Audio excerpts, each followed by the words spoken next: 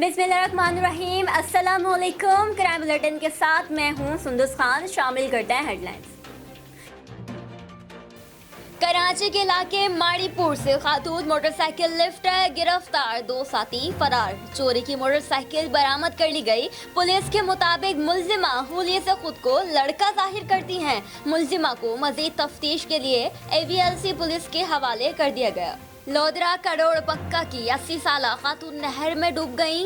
इतला मिलते ही rescue team मौके पर पहुंच गई। ऑपरेशन के दौरान लाश कनाल व्यू पार्क से बरामद करके डिस्ट्रिक्ट हेडक्वार्टर अस्पताल मुंतकिल कर दी गई।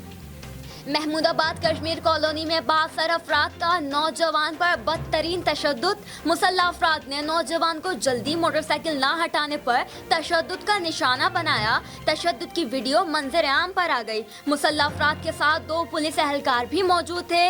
नौजवान उसामा के जिस्म और चेहरे पर तशद्दुद के वाज़ह निशानात भी मौजूद। मुसल्लह अफराद के खिलाफ मुकदमा दर्ज कर लिया गया।